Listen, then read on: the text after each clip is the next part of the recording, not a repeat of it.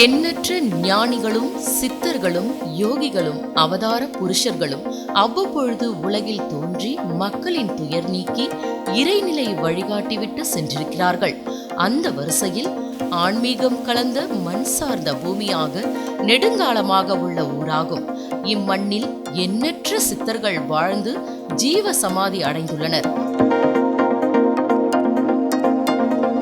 கடவுளை காண முயற்சி செய்பவன் பக்தன் என்றும், கடவுளை கண்டு தெளிந்தவன் சித்தன் என்றும் அழைக்கப் பெற்றனர்.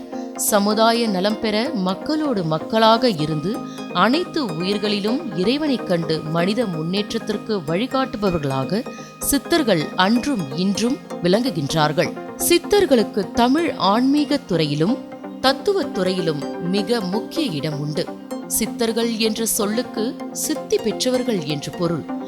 இமயம், நியமம், ஆசனமும், பிரணாயமம், பிரத்யாகரம், தாரணயம், தியானம், சமாதி ஆகிய 8 வகை யோகாங்கம் மூலம் அட்டமா சித்திகளை பெற்றவர்கள் சித்தர்கள். மருத்துவத்தோடு யோகம், ஜோதிடம், மந்திரம், ரசவாதம் போன்ற அறிவியலையும் தமிழுக்கு சித்தர்கள் அளித்துள்ளனர்.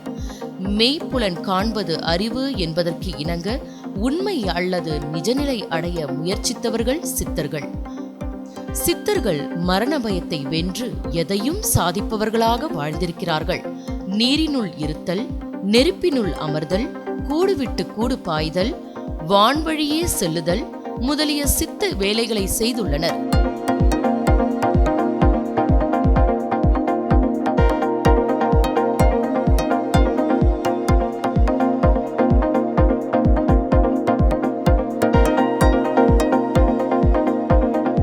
ஆன்மீகம் தழைக்கவும் மக்களின் ஆரோக்கியம் செழிக்கவும் சித்தர்கள் முக்கிய பங்காற்றியவர்கள். அவர்கள் தத்துவ நெறியிலும் மருத்துவ துறையிலும் பல நூல்களை இயற்றியுள்ளனர். சித்தர்கள் கடவுள் நிலை பெற்றவர்கள் ஆவார்கள். கடவுளுக்கு நிகராக போற்றி வணங்கப்பட்டவர்களாகவும் விளங்கினர். மனிதம், மாமனிதன், இறை தூதன், சித்தன் வளர்ச்சிக்காகவே சித்தர்கள் உருவாகி இருக்க வேண்டும் என்ற தன்மையில் அவர்களது வாழ்வியல் நிகழ்வுகளை ஆராயும் பொழுது யோகி, ஞானி, மகான், ரிஷி, தவசி, மாமுனிவர் என்ற பல்வேறு நிலைகளில் காலந்தோறும் சித்தர்கள் வாழ்ந்துள்ளனர் என்பதை அறிய முடிகின்றது. சித்தர்கள் தெய்வாம்சம் பொருந்தியவர்கள். அவர்கள் அருள் கிடைத்தால் மனிதர்கள் நோய் நொடிகள் இல்லாத வாழ்வு பெற்று மகிழலாம். நினைத்த காரியங்கள் அனைத்தும் கைகூடும் என்ற நம்பிக்கை இன்றளவும் உள்ளது. சித்தர்கள் என்போர் வாழும்போதே வாழ்வின் பயனை மண்ணிலேயே விண்ணை காணச் சொன்னவர்கள். பல காலம் வாழும் வழியறிந்து மரணமில்லா பெருவாழ்வு வாழும் வித்தை அறிந்தவர்கள். கர்ம வினையை வாழும்போதே கழிக்கும் வித்தை அறிந்தவர்கள். பிறத்தலின் பயன் முடியும் வரை இங்கேயே வாழ கற்றவர்கள். பிறத்தலின் பயனே பரிணாமத்தின் அடுத்தபடி போவதுதானே. விரும்பும் வரை இறப்பை தள்ளி வைக்கும் வித்தையையும் கற்றவர்கள். இந்த அண்ட பிண்ட சராசரங்கள் அத்தனையும் இயக்குகின்ற சக்தியை உணர்ந்தவர்கள். அவர்கள் காணுகின்ற எல்லையற்ற பரம்பொருள் இங்கும் எங்கும் இருப்பதை உணர்ந்தவர்கள். சமயங்களுக்கு அப்பாற்பட்டவர்கள். எந்த மதத்திலும் இருந்தாலும் பரம்பொருளை உணர்ந்தவர்கள். சித்தர்கள் அனைவரும் மானுடத்தின் ஒட்டுமொத்த துயரங்கள் தீர வழிமுறை கூறியிருக்கின்றார்கள். அதுவும் ஒரே மாதிரி கூறியிருக்கின்றார்கள். மரணமில்லா பெருவாழ்வே அவர்கள் லட்சியம். வாழும் இதே உடலில் இருந்தே முக்தி பெறும், விடுதலை பெறும் ஆர்வம் கொண்டவர்கள். வாழ்வின் அத்தனை புதிர்களுக்கும் விடையை கண்டவர்கள். அவர்கள் தொடாத வாழ்வின் நெறிகளோ உண்மைகளோ எதுவும் இல்லை எனலாம். சித்தர்களின் ஒரே குறிக்கோள் இறை உணர்ந்து இறையுடன் கலக்கும் வரை மூப்பை தள்ளி வைத்து நோய் இல்லாமல் இதே உடம்பை மரணமில்லாமல் தான் விரும்பும் வரை வாழும் மார்க்கம் அறிந்து அதை மக்களுக்கும் அறிவித்தவர்கள்தான் சித்தர்கள். சித்தத்தில் சிவனை கொண்டு அவனோடு கலந்தவர்கள் சித்தர் என்பார்கள்.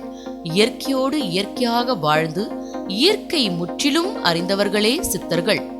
அழிவில்லாதவர்கள், அரூபராக பல ஆயிரம் ஆண்டுகளாக வாழ்பவர்கள் சித்தர்கள். சித்தன் போக்கு சிவன் போக்கு என்பார்கள். சித்தர்கள் காற்றில் கலந்திருப்பார்கள். சித்தர்கள் தாம் விரும்பியவர்களுக்குத்தான் காட்சி கொடுப்பார்கள். சித்தர்கள் வழிபாடு, சித்தர்கள் பற்றி தெரிந்து கொள்ள ஆர்வம் காட்டுபவர்கள், சித்தர்களின் தரிசனம் கிடைக்காதா என ஏங்குபவர்களும் இருக்கின்றார்கள். சித்தர்கள் ஜீவ சமாதிகளை தேடி தேடி அலைந்து தரிசனம் செய்பவர்களைப் போல் சித்தர்களின் தரிசனத்திற்காக தவம் கிடந்து ஏங்கி தவிப்பவர்களும் இப்பொழுது உண்டு.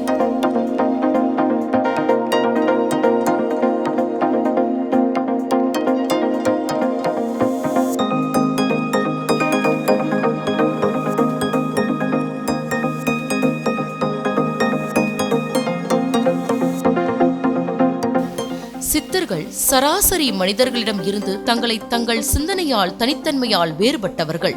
அவர்கள் மனித வாழ்வின் ரகசியத்தை அறிய முற்பட்டவர்கள். தங்களை உலக லவ்வீக வாழ்வில் இருந்து விடுவித்துக் கொண்டவர்கள். ஆசைகள் மற்றும் உறவுகளை துறக்க முயற்சிப்பவர்கள்.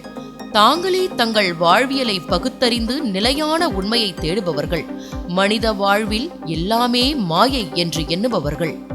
மொத்தத்தில் வரும் காலங்களில் அனைத்து மதங்களை சார்ந்த அனைவரும் இன்புற்று வளமாக வாழ வேண்டும் என்பதே அவர்களின் நோக்கமாக உள்ளது. இன்று மக்கள் மனதில் பக்தி பெருகுகின்றது. அனைத்து மத ஆலயங்களிலும் மக்கள் கூட்டம் நிறைந்து காணப்படுகின்றது. மக்கள் இறைவனின் அருளை வேண்டி ஆலயங்களுக்கு செல்கின்றனர். தங்களது பிரச்சனைகளில் இருந்து விடுபடவும், எதிர்காலத்தை வளமாக்கவும், சந்ததியினர் அனைத்து நலன்களையும் பலன்களையும் பெறுவதற்கும் ஏதேனும் ஒரு வழியில் தமது அடிப்படை பிரச்சனைகளை தீர்க்கவும் இவர்கள் கடவுளிடம் முறையிடுகின்றனர், பலனும் பெறுகின்றனர். ஜீவ சமாதிகளை நாம் எப்படி வழிபட வேண்டும்? முடிந்தவரை ரோஜா பூக்களால் கட்டப்பட்ட மாலை, ஊதுவத்தி, வாழைப்பழங்கள் அல்லது ஏதேனும் பழங்கள், அவரவருக்கு எது முடியுமோ அவற்றை கொண்டு வந்து ஜீவசமாதிக்கு சமர்ப்பிக்க வேண்டும். ஜீவ சமாதி அடைந்த இடத்தில் முக்கியமாக தியானம் செய்தால், முன்னர் பல ஆன்மீகவாதிகளுக்கு ஜீவசமாதியான சித்தர்கள் நேரில் காட்சி அளித்துள்ளனர். அதேபோல் காட்சியளிக்க வாய்ப்புள்ளது என்றும் சொல்லப்படுகின்றது. பொதுவாக ஜீவசமாதியில் இருக்கும் ஆன்மீக நபர் உடல் அளவில் இறந்தபோதும் உடல் தாண்டிய நிலையில் சூட்சும அளவில் அங்கே செயல்படுவர். ஜீவசமாதி ஆனவரை பின்பற்றுபவர்கள் அங்கே தியானம் செய்து ஆன்மீகத்தில் முன்னேற்றம் காண வருவோர். மேலும் பொதுமக்கள் பலருக்கு சூட்சும நிலையில் இருந்து உதவி புரிவார்கள் ஜீவசமாதி ஆனவர்கள் என்பது குறிப்பிடத்தக்கது. ஜீவசமாதி என்றால் ஜீவனை சமாதியாக்குவது என்று பொருள். ஜீவன் என்பது உயிர், அதாவது ஆத்மாவானது உடலை அடையும் பொழுது எவ்வளவு தூய்மையாக இருந்ததோ அதே தூய்மையை மீண்டும் பெற்று உன்னத நிலையை அடைவது என்று பொருள். ஒவ்வொருவரும் பிறக்கும் பொழுது தூய்மையான ஆத்மாவாகத்தான் பிறக்கின்றோம். ஆனால் வளரும் பொழுது காலம் செல்ல செல்ல உலகம் என்னும் மாயையில் சிக்கி பல பாவங்களை செய்கின்றோம். ஜீவ சமாதி என்பது உயிர் என்ற ஆத்மாவானது ஒரு உடலை தேர்ந்தெடுத்து அதில் சஞ்சரிக்கும் பொழுது எவ்வளவு தூய்மையாக இருந்ததோ அதே தூய்மையான நிலையை மீண்டும் அடைந்து பரமாத்மாவிடம் ஒருங்கிணைவது என்று அர்த்தம். இதை செய்வது என்பது சாதாரண விஷயம் அல்ல. தியானம், தவம், கடுமையான விரதங்கள் என கடுமையான மனநிலைகளை கடந்துதான் இந்த ஜீவ சமாதியை அவர்களால் அடைய முடியும். ஒருவர் ஜீவசமாதி ஆகும் பொழுது உடல் அழுகுவது இல்லை. மாறாக ஜீவனற்ற அந்த உடல் சுருங்கி வற்றி போகும், கெட்டு போகாது. மகான்கள் தங்கள் உடலை விட்டு பஞ்சபூத நிலைகளில் எந்த நிலையில் வேண்டுமானாலும் தங்களின் ஆத்மாவை உருவகம் செய்து கொள்ள முடியும் என்று சொல்லப்படுகின்றது. பொதுவாக ஜீவசமாதி அடைபவர்கள் உலக நன்மைக்காக வேண்டியே அதை செய்வார்கள். அப்படி செய்யும் பொழுது அந்த எண்ணங்கள் அவர்கள் உடலோடு ஒன்றி இருக்கும். அந்த எண்ணங்களின் அதிர்வுகள் அந்த ஜீவ சமாதியின் மீது இருக்கும். கட்டுமானங்களில் எதிரொலித்துக் கொண்டே இருக்கும். இந்த மடாலயம் சர்க்குரு ஸ்ரீ சீமான் சுவாமிகள் மடாலயம். எங்கள் ஐயா சர்க்குரு ஸ்ரீ சீமான் சுவாமிகள் இங்கே வந்து ஜீவசமாதியாக இருந்து எங்களுக்கு அருள்பாவித்து கொண்டிருக்கிறார். இந்த வரலாற்றை சொல்ல வேண்டுமானால், இலங்கையில் உள்ள கண்டி கதிர்காமத்தில் பிறந்தவர். அவருடைய தந்தையார் சுப்பிரமணிய குருக்கள், தாயார் பத்மாவதி அம்மையார். அவர்களுக்கு குழந்தையாய் பிறந்தவர். பிறந்த காலம் தொட்டே அவர் வாய் பேசாமல் இருந்தார். வாய் பேசாமல் இருந்தது ஒரு பெரிய மனக்குறையாகவே பெற்றோருக்கு இருந்தது. அவர்கள் எப்பொழுதுமே இறைவனுக்கு பூஜை செய்யும்போது சுப்பிரமணிய குருக்கள் தன் மகனுக்கு வாய் பேச வேண்டும், நல்ல வாழ்க்கை வேண்டும் என்ற பிரார்த்தனையும் வைத்திருந்தார். அப்படி இருக்கும்போது ஒரு நாள் அவர் பூஜையில் தீவிரமாக ஈடுபட்டிருந்த போது முருகா முருகா என்ற குரல் கேட்டு திகைப்பில் ஓடி வந்து பார்த்தபோது தன் மகன் பேசுவதைக் கண்டு ஆச்சரியப்பட்டார். மனமகிழ்ந்து அதன் பிறகு வீட்டிற்கு சென்றபோது வீட்டில் இருந்த கந்தசாமி என்ற இயற்பெயர் கொண்ட சத்குரு ஸ்ரீ சீமான் சுவாமிகள், நான் என் வீட்டிற்கு போகிறேன் என்று சொன்னார். அவங்க அப்பா சொன்னார், இதாப்பா நம்ம வீடு அப்படின்னு. இல்லை நான் என் வீட்டுக்கு போகிறேன் அப்படின்ட்டு அவர் தாம்பாட்டுக்கே எழுந்திரிச்சு அந்த கந்தசாமி கோவில், முருகன் கோவிலுக்கு வந்து அங்கேயே உட்காந்துட்டார். அந்த கோயிலில் தான் அவர் தன் வீடுன்னு சொல்லியிருக்கிறார். அதன் பிறகு அவர் வந்து அங்கே இருந்தவங்களுக்கெல்லாம் அருள் பாவித்து கொண்டு இருந்திருக்கிறார். இயற்கையை மீறிய ஒரு அதிசயமான செயல்களை எல்லாம் செய்து அங்கு சித்து வேலைகளை எல்லாம் செய்து கொண்டிருந்த போது எப்பொழுதுமே ஒரு பழக்கம் உண்டு சமுதாயத்தில், நல்லவர்களுக்கு சோதனைகள் வரும், அதிகமான சோதனைகள் வரும். அதுபோலவே இவர் என்ன செய்தார்கள், கை கால்களை எல்லாம் கட்டி அருகில் இருந்த மாணிக்க கங்கையில் தூக்கி போட்டுவிட்டு சென்று விட்டார்கள். பையனை காணும் என்று ஊரில் உள்ளவர்கள் எல்லோரும் தேடிய போது அந்த தண்ணீர் வற்றிய போது பார்த்தால் அவர் கைகால்கள் கட்டப்பட்ட நிலையில் யோக நிலையில் உயிர்ப்புடன் இருந்ததை அறிந்தார்கள். இவ்வாறாக தொடங்கிய அவருடைய வரலாறு அதன் பிறகு எந்த வாழ்வியல் நிகழ்வுகளிலும் மனம் நாட்டமில்லாமல் இறை ஒன்றிலேயே மனதை செலுத்தி வாழக்கூடிய ஒரு அமைப்பில் நம்மளுடைய ஐயா இருந்தார்கள். அதைத் தொடர்ந்து அவர் இலங்கையிலிருந்து கிளம்பி கால்நடையாக இலங்கை கடற்கரைக்கு வந்து அங்கிருந்து பிறகு வந்து சேர்ந்த இடம் காரைக்கால் கடற்கரை. இடையில் அவர் எவ்வாறு வந்தார் என்பது யாருக்கும் தெரியாத ஒரு புதிராகவே இருக்கிறது. இங்கு வாழ்ந்த முன்னோர்கள் அவர் கடலின் மேல் நடந்து வந்தார் என்று சொல்லுவார்கள். இந்த இடத்திற்கு வந்தவுடன் இந்த இடம் தற்போது 2025ஆம் ஆண்டு இந்த இடத்திலே அவர் வாழ்ந்திருக்கிறார். 1890ஆம் ஆண்டிலே அவர் ஜீவ சமாதியாக ஆகியிருக்கிறார். அதற்கு முந்தைய காலங்களிலே அவர் இங்கு உயிர்ப்புடன் வாழ்ந்து இந்த மக்களுக்கெல்லாம் அரிய பெரிய காரியங்களை எல்லாம் செய்து வாழ்ந்திருக்கிறார். அந்த நேரத்திலே இங்கு எந்த மாதிரியான சூழ்நிலைகள் இருந்திருக்கும் என்பதை நாம் கற்பனை பண்ணி பார்த்தால், இங்கு அதிகமான மரம் செடி கொடிகள், இலுப்பை மர காடுகள், தாழங்குத்துகள், அருகில் ஓடுகின்ற ஆறு வாய்க்கால், அதில் தாழங்குத்துகள், இவ்வாறான ஒரு மனித நடமாட்டம் அதிகம் இல்லாத பகுதியாகவே இருந்திருக்கிறது. இந்த இடத்திலே அவர் இருந்து ஜனங்களுக்கு நிறைய விஷயங்களை ஆதாரமாக இருந்திருக்கிறார். சித்த வைத்தியம் பார்த்திருக்கிறார், மருந்துகளை கொடுத்து நோய் நொடிகளை எல்லாம் தீர்த்திருக்கிறார், வாழ்க்கையிலே பல பிரச்சனைகளை எல்லாம் தீர்த்திருக்கிறார். சத்குரு ஸ்ரீமான் சுவாமிகள் அவரை நாடி வந்தவர்களுக்கு தேவையானவர்களுக்கு என்ன செய்வார் என்றால், அவர்கள் வீட்டில் சென்று அவராகவே அவர் வீட்டில் இருக்கிற சாப்பாட்டை எடுத்து வச்சு, ஒரு நிகழ்வு கூட சொல்லுவாங்க, அங்கே இருந்த ராட்டியில் எடுத்து வச்சு, ராட்டின்னா வரட்டி அப்படின்னு சொல்லுவாங்க, உங்களுக்கு தெரிஞ்சிருக்கும், பசுஞ்சாணத்தால் செய்யப்பட்ட ஒரு எரிபொருள், அதில் எடுத்து வச்சு அவர் சாப்பிட்டாராம். அந்த வீட்டுக்காரவெல்லாம் ரொம்ப பதறி போய், ஐயா என்ன நீங்கள் இப்படி செய்கிறீங்க, வாங்க இங்கே சாப்பிடுங்கன்னு சொன்னப்போ இல்லைன்னு சிரிச்சுக்கிட்டு சாப்பிட்டுட்டு போயிட்டார். பிறகு பார்த்தா அந்த வீடு வந்து மிகுந்த செல்வ செழிப்போடு திகழ்ந்ததாக வரலாறு சொல்கிறது. கடைத்தெருவில் சென்று கடையில் கல்லாப்பெட்டியில் கை வைப்பாராம். இவர் போய் கல்லாப்பெட்டியில் கை வச்சா கடை ஓனர் என்ன பண்ணுவாங்கன்னா அப்படியே சரண்டர் ஆகி காலில் விழுந்துருவாங்களாம். அவர் அந்த காசை எடுத்து வறியவர்களுக்கெல்லாம் கொடுப்பதோடு மட்டுமில்லாமல் கடைத்தெருவிலே நாட்டு மருந்து கடை அருகில் சீமான் கிணறு என்று தற்போதும் பெயர் சொல்லக்கூடிய கிணறு உண்டு. அதில் அள்ளி அந்த காசை இறைத்து விட்டு சென்று விடுவாராம். பிறகு அந்த கடைக்காரர்கள் எல்லாம் மிகுந்த செல்வ செழிப்பிலே வாழ்வார்கள் என்பது வரலாறு. அது மட்டுமல்ல, பல்வேறு நோய் தீர்த்திருக்கிறார். அது மட்டும் இல்லை, குழந்தை பேர் இல்லாமல் இங்கு வந்திருந்து மனமுருக வேண்டியவர்களுக்கு குழந்தை வரம் கிடைத்திருக்கிறது. அவர்களும் அகமகிழ்ந்து ஐயாவினுடைய பெயரையே சீமான் என்று வைத்ததாக எல்லாம் வரலாறு உண்டு. அவ்வாறான பல சித்து வேலைகளையும் அருளையும் ஜனங்களுக்கு அளித்த சத்குரு ஸ்ரீமான் சுவாமிகளை பற்றி மற்றொன்றும் சொல்ல வேண்டும். இங்கே பக்கத்தில் ஒரு வாய்க்கால் இருக்கிறது. அதன் மதகுக்கு அருகிலே நான் ஏற்கனவே சொன்னது போல அவர் வாழ்ந்த காலத்திலே மிகவும் காடான பகுதி. சுமார் மாலை 6 மணி அளவிலே பார்த்தால் யாருமே இந்த பகுதிக்கு வரமாட்டார்கள். அந்த மாதிரி இடத்திலே பொழுது அடையும் முன்பு ஜனங்கள் நடந்து செல்லும்போது தலை தனியாகவும் கைகள் கால்கள் தனியாகவும் சீமான் சுவாமி அவர்கள் உடல் தனியாகவும் இருக்குமாம்.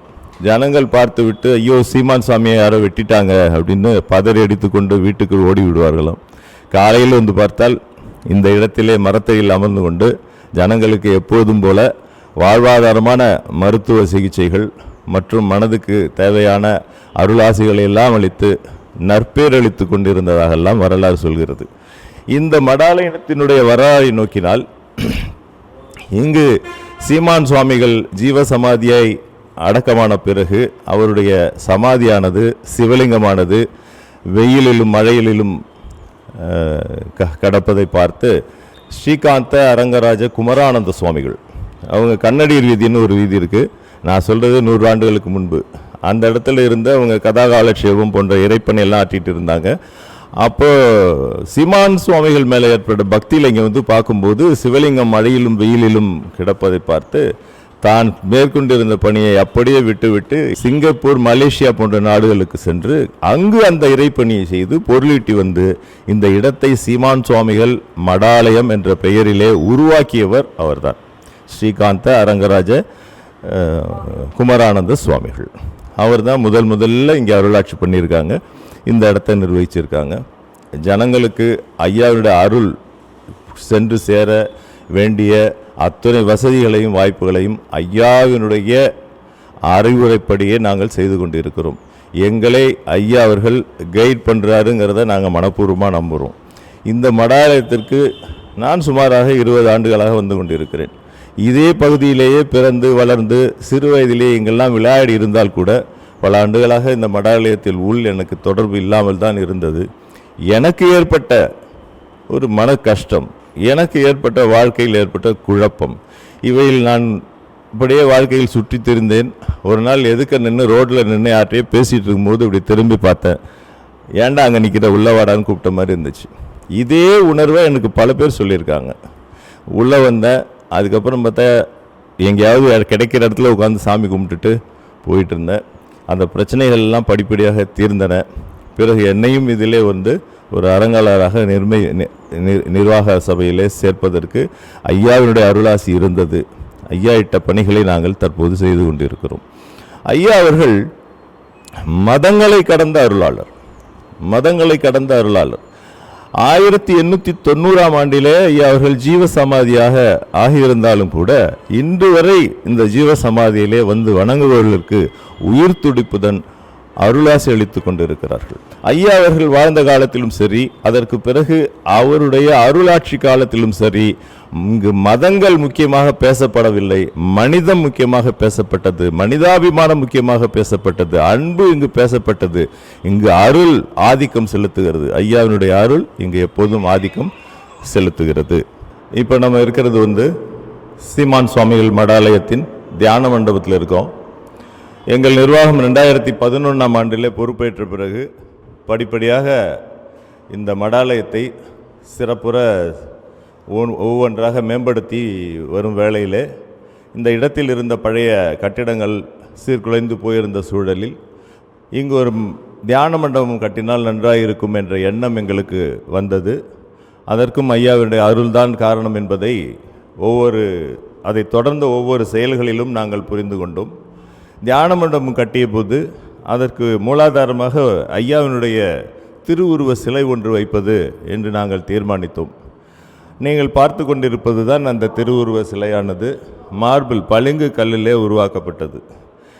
இதை ஏன் ஐயாவினுடைய அருளினால் வந்தது என்று நான் சொல்லுகிறேன் என்றால், ராஜஸ்தானில் இருக்கக்கூடிய இந்த சிலை செய்பவரை நாங்கள் தொடர்பு கொள்வது என்பதும் ஒரு 15 நபர்களிடம் ஃபோனிலேயே ஆன்லைன்லேயே தொடர்பு கொண்டு அதில் அந்த ஒரு குறிப்பிட்ட நபர், என் பெயர் கொண்ட அஜய் என்ற மார்பிள் மேக்கர், அவரை நாங்கள் தொடர்பு கொண்டோம். சரியான நபராக அவர் இருந்தார் என்பது இந்த சிலை முடிந்த பிறகுதான் தெரிந்தது. அவர் இங்கு வந்து இந்த இடத்தை பார்க்கவில்லை. இந்த இடத்திலே வாசல் முகப்பிலே இருக்கிற சிலையைத்தான் நாங்கள் வந்து ஐயாவினுடைய திரு உருவமாக ஏற்றுக்கொண்டோம். அந்த சிலை உற்பத்தியாளர் இங்கு வந்து நேரடியாக அந்த சிலையை பார்க்கவில்லை. நாங்கள் ராஜஸ்தானுக்கு சென்று அந்த சிலை செய்கின்ற நிகழ்வையும் பார்க்கவில்லை. ஒரு புகைப்படம் அனுப்பினோம். புகைப்படத்தை வைத்துக்கொண்டு அவர் செய்கின்ற அந்த வேலைகளை எல்லாம் படிப்படியாக நான் அதனை ஆராய்ந்து படிப்படியாக சில மாற்றங்கள் செய்தபோது அந்த சிலை இங்கு வந்த பிறகுதான் நானே நேராக கண்டேன். அந்த சிலை வந்த பிறகு அந்த பெட்டியை திறந்து பார்த்தபோது தான் ஐயாவினுடைய அருள் இங்கு பூரணமாக இருப்பதை நான் படிப்படியாக அதிகமாக உணர்ந்தேன். காரணம் என்னவென்றால் அந்த சிலையினுடைய அமைப்பு, அந்த கண்களை நீங்கள் ஒரு 5 நிமிடமும் உற்று நோக்கினால், அந்த சிலையை நீங்கள் ஒரு 5 நிமிடம் உற்று நோக்கி பிரார்த்தனையில் வைத்தால் மனபாரமெல்லாம் குறைந்து போகும். ஐயாவினுடைய இந்த தியான மண்டபத்திலே அமர்ந்து தியானம் செய்தால், ஒரு 5 நிமிடமோ 10 நிமிடமோ அமர்ந்து தியானம் செய்தாலே போதும். மனிதனுடைய மனக்குறைகள், இங்கு வந்து வழிபாடு செய்கின்ற பக்தர்களுடைய மனக்குறைகள் எல்லாம் தீர்ந்து போவதை அவர்கள் சொல்வதை நாங்கள் கேட்டிருக்கிறோம். அது மட்டுமல்ல, இந்த தியான மண்டபத்திலே மேலே ஒரு கோபுரம் மாதிரி அமைத்திருக்கிறோம், உட்கூடான ஒரு பகுதி அமைத்திருக்கிறோம். இந்த தியான மண்டபத்திலே அமர்ந்து ஓம் என்ற ஓம்காரத்தை உச்சரித்தால் நம்மளுடைய உடலானது அதிர்வுறுவதை எந்த பக்தனாலும் உணர முடியும். மனத்தை ஒருநிலைப்படுத்தி ஓம் என்று ஆரம்பித்து வாயை மூடி ஓம்காரத்தை சொல்லும்போது இந்த ஒரு குறிப்பிட்ட அதிர்வெண் 111 என்ற ஒரு அதிர்வெண் அறிவியலாளர்கள் எல்லாம் தற்போது சொல்லுகிறார்கள். அந்த அதிர்வெண் கூடிய அதிர்வுகள் இந்த இடத்திலே உருவாவதை காண முடியும். அந்த அதிர்வுகள் எல்லாம் ஐயாவினுடைய அருள் என்று நாங்கள் கருதுகிறோம், நாங்கள் ஏற்றுக்கொள்கிறோம். அறிவியல் உலகமும் அதை ஆமோதிக்கிறது. பல்வேறு இடங்களில் இவ்வாறான அதிர்வுகள் தான். இப்போ இன்றைக்கி மாடர்ன் சயின்ஸ் என்ன சொல்லுதுன்னா, எல்லாமே ஃப்ரீக்குவென்சி தான், அதிர்வுகள் தான் அப்படின்னு சொல்லுது. அதை நாங்கள் இங்கே உணர்கிறோம். ஐயாவினுடைய அந்த சிலையினுடைய வடிவமைப்பு, சிலைன்று யாரும் சொல்கிறதில்ல. சென்ற பௌர்ணமிக்கு ஒரு பெண்மணி வந்தாங்க, இதெல்லாம் எப்படி சார் சாத்தியம் ஆச்சுன்னு கேட்குறாங்க. என்னால் நிற்கவே முடியல, உடம்பு அந்தளவுக்கு அதிர்வுறுகிறது என்று சொன்னார்கள். இங்கு இதனை யாரும் நாடகமாக நடிப்பதில்லை, மனப்பூர்வமாக பேசுவதாகவே நான் அறிகிறேன், உணர்கிறேன். இங்கு தற்போதைய காலகட்டத்திலே இந்த மனித வாழ்க்கையானது மிகவும் ஸ்ட்ரெஸ்ஃபுல்லாக இருக்குது, மன அழுத்தம் அதிகமாக இருக்கிறது. எல்லோருடைய அனுபவம் என்னவென்றால், இந்த மடாலயத்தினுடைய வாசல் படியை தாண்டி உள்ளே வந்துவிட்டால் வெளியில் இருக்கின்ற எந்த சப்தமும் யாருக்கும் கேட்பதில்லை. அது மட்டுமல்லாமல் இந்த மன அழுத்தங்கள் எல்லாம் தீர்ந்து போகின்ற அளவுக்கு இங்கே பல விஷயங்கள், மனிதனால் மனித அறிவால் புரிந்து கொள்ள முடியாத பல விஷயங்கள் இருப்பதை நாங்கள் உணர்கிறோம், வருபவர்கள் உணர்கிறார்கள், வெளியூரில் தான் வருகிறார்கள். பல்வேறு சமயம் சார்ந்த மக்கள் வருகிறார்கள், கிறிஸ்தவ அன்பர்கள் வருகிறார்கள், இஸ்லாமியர்கள் வருகிறார்கள். இங்கு ஒரு இஸ்லாமியர் தற்போதும் வந்து கொண்டிருக்கிறார். நான் கேட்டேன், நீங்கள் என்னங்க முஸ்லீம் மாதிரி இருக்கீங்களே? ஆமாங்க, நான் வந்து வெளிநாட்டில் இருந்து வேலை பார்த்தேன், பெரிய கடன் சுமை ஆகிட்டு அப்படியே ரோட்டில் போயிட்டு இருந்தேங்க, திடீர்னு என்ன வாடான்னு கூப்பிட்ட மாதிரி இருந்துச்சு, நான் வந்தேன், இப்பயும் வந்துட்டுருக்கேன். நான் வீட்டில் போய் படுத்தேன், கனவுல யாரோ வந்தாங்க, ஐயான்னு நினச்சிக்கிட்டேனா, இருக்கிற காசெல்லாம் எடுத்துகிட்டு போய் சில்லறை காசாலும் பரவாயில்ல எல்லாருக்கும் கொடு அப்படின்னு சொன்னாங்க. கொடுத்தேன், என் பிரச்சனைலாம் தீர்ந்து போயிட்டுங்க. நான் இப்போ வியாழக்கிழமை இங்கே வந்து ஐயா காலில் விழுந்துட்டு போகிறேன் அப்படின்னு சொல்கிறத நான் பார்க்குறேன். நிர்வாகிகள் என்ற முறையில் எங்களுக்கு எந்த அகங்காரமும் கிடையாது. ஐயாவினுடைய அருளை அனைவருக்கும் கொண்டு சேர்ப்பதிலே எங்களுக்கு ஐயா இட்ட கடமையாக, ஐயா இட்ட ஆணையாக கருதி அதனை செய்து கொண்டிருக்கிறோம். இங்கு இருக்கக்கூடிய சுவர்களில் இருக்கக்கூடிய சிற்பங்களை எல்லாம் நீங்கள் பார்த்தீர்கள் என்றால் அவை ஞான மார்க்கத்திற்கு, யோக மார்க்கத்திற்கு ஒரு மனிதனை இட்டு செல்லக்கூடிய படியாக அது இருக்கும் என்பதை அனைவரும் உணரலாம் என்று கூறிக்கொள்கிறேன். ஐயா இடத்துல தான் கடை வச்சுருக்கேன், அதனால் இங்கே 18 வருஷமாக வந்துக்கிட்டு இருக்கேன். ஐயா வந்து 18 வருஷமாக நான் வந்து வழிபாடு பண்ணிகிட்ருக்கேன். ஐயா வழிபாடு பண்ணுறதுனால நான் ரொம்ப சந்தோஷமாக இருக்கேன். ஐயாவை நான் உணர்ந்திருக்கேன். தற்போது நாம் சர்க்குரு ஸ்ரீ சீமான் சுவாமிகள் மடாலயத்தில் உள்ள தியான மண்டபத்தில் தான் இருக்கிறோம். இந்த தியான மண்டபம் ஐயாவினுடைய சொரூபம் இருக்கிறது. அது மட்டுமல்லாமல் தியானம் என்பதிலே முதல் நிலை குண்டலினி தியானம். குண்டலினி சக்தியை மேலெழுப்பி மனிதன் உயர்நிலையை அடைவது எவ்வாறு என்பதற்குத்தான் இங்கு இருக்கக்கூடிய ஒரு படம் அமைந்திருக்கிறது. இது பல இடங்களிலும் புகைப்படமாகவோ அல்லது வரையப்பட்ட படமாகவோ அமைந்திருக்கும். ஆனால் ஐயாவினுடைய அருளாலே இந்த மடாலயத்திற்கு உள் எது நடந்தாலும், எங்களுடைய வாழ்க்கையில் எது நடந்தாலும் ஐயாவினுடைய அருளால் என்று தான் நான் சொல்ல முடியும். அருளாலே இங்கு நாங்கள் ஒரு சிற்பமாகவே ஆக்கி காட்டியிருக்கிறோம். இதில் மிக குண்டலின் சக்தி கீழிலிருந்து மேலே சென்று துரியாதீனம் வரை செல்லக்கூடிய ஒரு அமைப்பினை இங்கு காட்டியிருக்கிறோம். அது மட்டுமல்லாமல் இந்த தியான மண்டபத்திற்கு உள் நீங்கள் சுற்றிலும் நோக்கினால் இங்கு இருக்கக்கூடிய தாமரைப்பூவினுடைய சொரூபம் ஒன்று உருவாக்கி இருக்கிறோம். குண்டலினி சக்தி என்றாலே பாம்பை தான் உருவகப்படுத்தி இருக்கிறார்கள் ஞானிகளும் முனிவர்களும் பாம்பு தான் குண்டலினி சக்திக்கு ஆதாரமாக சொல்லுகிறார்கள். அது என்ன பாம்பு என்றால் மனிதனுடைய முதுகில் இருக்கக்கூடிய தண்டுவடத்தை தான் அவர்கள் பாம்பாக உருவப்படுத்துகிறார்கள். தண்டுவடத்தில் இருக்கக்கூடிய அடிநிலையிலிருந்து அந்த உணர்வினை, அந்த ஆற்றலினை மேல் நிலைக்கு துரியாதீனம் வரைக்கும் கொண்டு செல்லக்கூடிய அந்த நிலையினைத்தான் யோகமாக வரையறுக்கிறார்கள். அவ்வாறான ஒரு நிலையை மனிதன் அடையும் போது அவன் ஞானியாக ஆகிவிடுகிறான். ஆகவே ஒரு குறிப்பிட்ட ஒரு மனநிலையில் ஒரு அமைதி தேடும் ஒரு மனிதன் இங்கு அமர்ந்தாலே ஐயாவினுடைய திருவுருவம், அதை சுற்றிலும் இருக்கக்கூடிய அமைப்புகள், அது மட்டுமல்லாமல் நீங்கள் உற்று நோக்கினால் ஒவ்வொரு சிற்பத்திலும் நீங்கள் சந்திரனும் சூரியனும் இருப்பதையும் காணலாம்.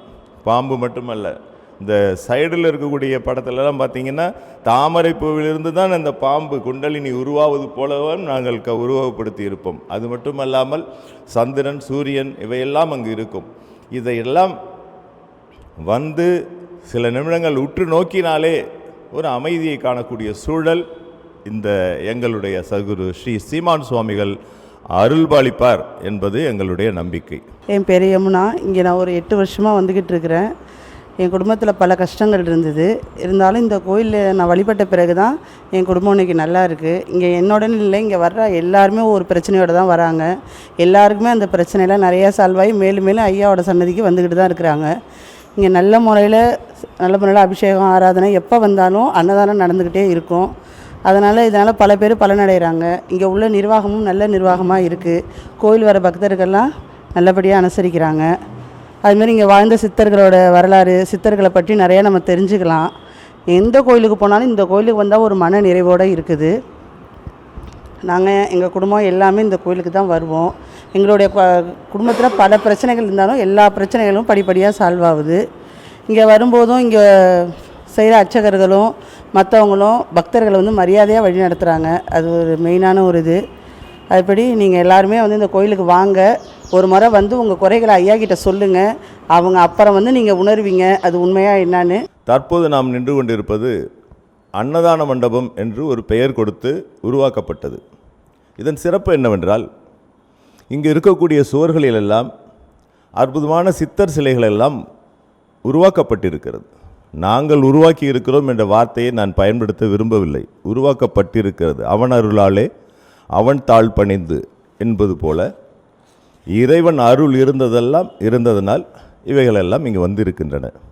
தன்வந்திரி, சிவவாக்கியர், அகத்தியர், போகர் மற்றும் திருமூலர், பதஞ்சலியர் இந்த சிலைகள் எல்லாம் வைக்கப்பட்டிருக்கிறது. இவை வைக்கப்பட்டதும் ஒரு வரலாறு. சிலை செய்பவர்களை நாங்கள் தொடர்ந்து தேடிக்கொண்டிருந்தோம்.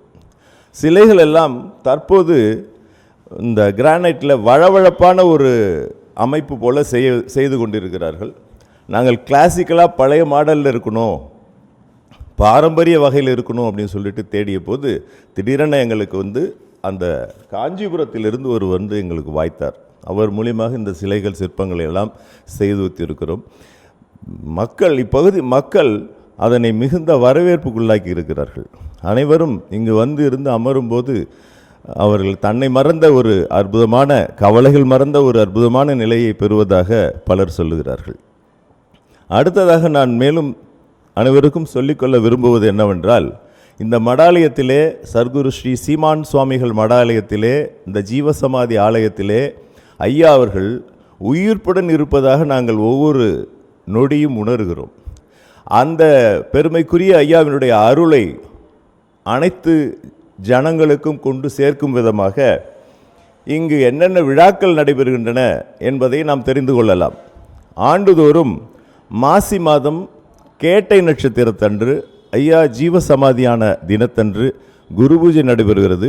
மாதாந்திர நிகழ்வுகளாக பௌர்ணமி நிகழ்வு எல்லா சித்தர் ஆலயங்களிலும் பௌர்ணமி என்று சித்தர்கள் மேலெழும்பி இங்கே வரக்கூடிய பக்தர்களை ஆசீர்வதிப்பதாக வரலாறு கூறுகிறது என்ற ஒரு நிலைமை இருக்கிறது.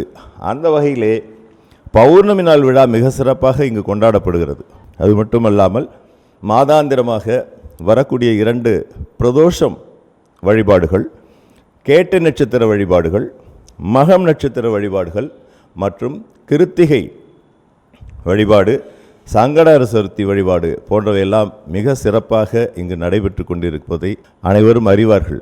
நம் மடாலயத்தில் இருக்கக்கூடிய வன்னிமரத்து விநாயகரிடம் கோரிக்கைகள் வைத்தால், திருமணமாகாதவர்கள் வந்து தீபம் ஏற்றி வழிபட்டால், குழந்தை பேர் உள்ள தேவைப்படுபவர்கள், குழந்தை பேர் இல்லாதவர்கள் தீபம் ஏற்றி வழிபட்டால் அந்த பாக்கியம் அவர்களுக்கு அருளப்படுவதாக இங்கு நம்பப்படுகிறது, நடந்து கொண்டிருக்கிறது.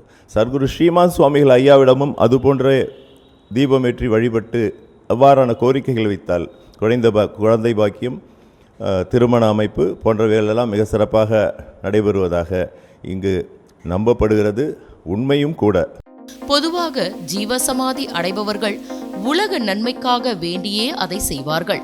நாம் அவற்றை வலம் வரும் பொழுது அந்த அதிர்வுகளானது நம் மனதையும் தாக்கி அதை தூய்மை செய்து நல்ல சிந்தனைகளை நம் மனதிற்குள் விதைத்துவிடும். பல மகான்கள் ஜீவசமாதியை தேர்ந்தெடுக்க இதுவே முக்கிய காரணம். நாமும் இனி பக்தியுடன் வலம் வந்து நல் பேற்றினை அடைவோம்.